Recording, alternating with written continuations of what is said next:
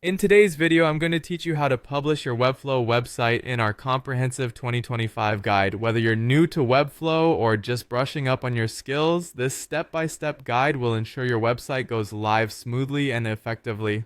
Let's dive right in. First things first, you need to finalize your Webflow design before you can publish it. This is a crucial step to ensure everything looks perfect and functions as it should. Spend some time going through all your pages, sections, and content and make sure they are complete. This includes checking your website's responsive design on different devices.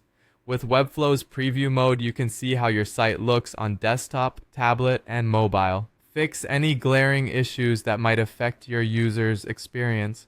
While you're at it, be sure to test all links, forms, and interactions. It's important that everything works seamlessly for your visitors. Once you're satisfied with the design and functionality, it's time to publish your site.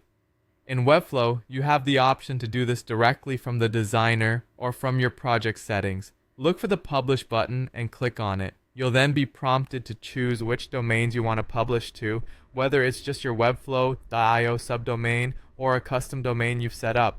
Then, all you have to do is be patient for a few moments and your site will be live for the world to see. After the site is live, testing doesn't stop there. It's important to verify everything on the live version of your site. Open your domain in a web browser and look out for any broken links, layout problems, or missing content. Test the forms, buttons, and any interactions again to ensure there are no hiccups. This is also a good time to check your SEO settings, so verify that the meta tags and site title are correctly implemented to help your site get noticed by search engines. Maintaining and updating your site is an ongoing task. Whenever you make changes or updates in Webflow, remember to hit the Publish button again to ensure these changes are reflected on your live site. In addition to keeping your content fresh, regularly assess your SEO settings, performance metrics, and site speed to ensure the website is running at optimal performance. Backing up your Webflow project or exporting the code for safekeeping is also good practice. It might not seem immediately necessary, but it will safeguard your efforts down the road.